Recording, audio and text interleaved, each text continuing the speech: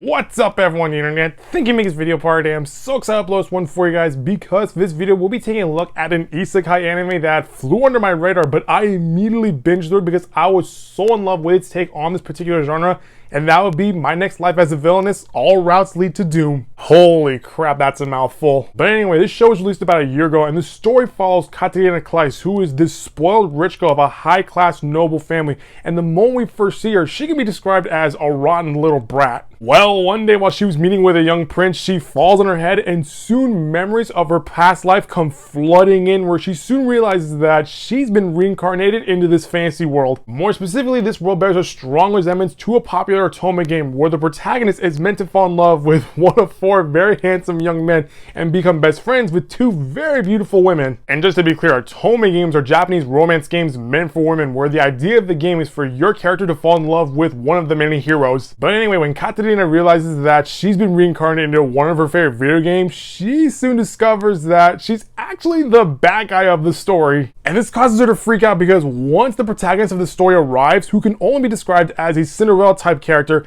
that is when Katarina's judgment day arrives. Because if the protagonist falls in love with any of the young men, she knows that her story will end with her being exiled from the country. And this is meant to be a good ending. If the female protagonist ends up going down a path that leads to the bad ending, then Katarina will be killed by one of the male heroes. And so this whole first season particularly revolves around Katarina doing whatever she can to prevent both endings so that she can at least live a peaceful life in this new world, which means that she's gonna have to make some drastic changes to herself, given that she's the villain of the story. And this causes her to be a much more nicer person to not just the prince, but also his twin brother, her younger stepbrother, and a noble boy who is described as the most beautiful character in the game. She also makes friends with a young girl who likes to keep herself, but also likes to tend to her garden, and makes friends with another girl who is very uncomfortable with her looks, but loves reading romance novels. So pretty much the first half of this first season mostly involves Katarina doing whatever she can to avoid her doom flags, because once she goes into a young woman, that is when her judgment begins. Because once she goes to the academy, which focuses on magic, that is where the female protagonist arrives, signifying that the video game is about to begin. Now, just to be clear, Katarina is not living in an actual video game. It's just that the world around her is a lot like the video game. Now, one of the things I liked about this first season is how it gives the audience a different perspective of fantasy storytelling. Normally, we're introduced to a character that everyone in the audience can relate to and is meant to act as the hero of the story, who rises to the top and saves the day. However, with this anime, we're pretty much seeing the story being told from the villain's perspective, who wants to change her ways in order to prevent something tragic from happening to her later on down the line. Think of it like Mean Girls if Rachel McAdams' character knew the whole plot of that movie and did whatever she could to avoid getting hit by that bus. Another thing that I also liked about this first season, which really caught me by surprise, is how pretty much almost every character that Katarina interacted with now has a deep love connection to her. It's not just her male friends, the girls that she's become friends with also love her. In the span of one season, this girl unknowingly built a harem where each and every one of her friends is a Katarina lover, including the female protagonist. Because once Katarina met the protagonist later on in the story, they actually became good friends. Now, if I had anything to nitpick about this first season, it will probably be that there isn't really any general conflict within the story, as it mostly revolves around Katarina trying to be friends with everyone. There is some sort of conflict that occurs within the final 3 episodes of the first season, but the way it's resolved, it feels a little too My Little Pony, where the power of friendship saves the day. But overall, I really enjoyed this first season, which brings me to season 2, which was released this past summer. Now, the second season, My Next Life as a Villainess, All Routes Lead to Doom,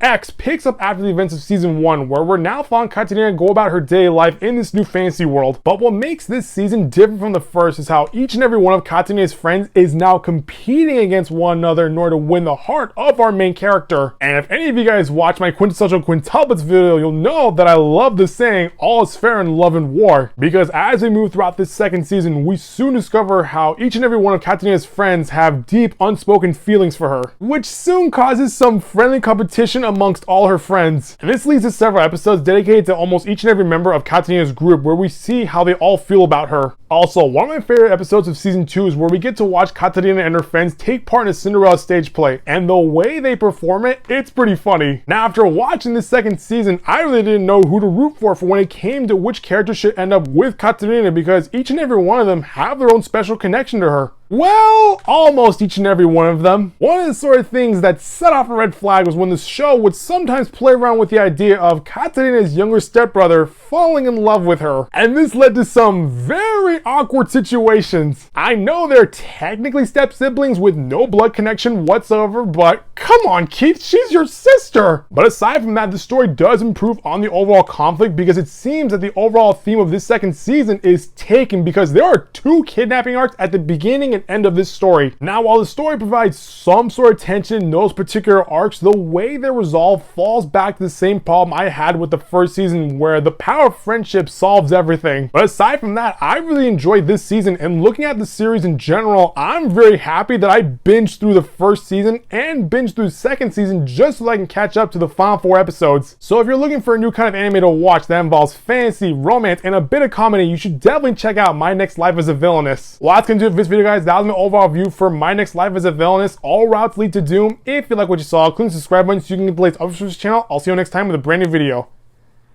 Bye bye.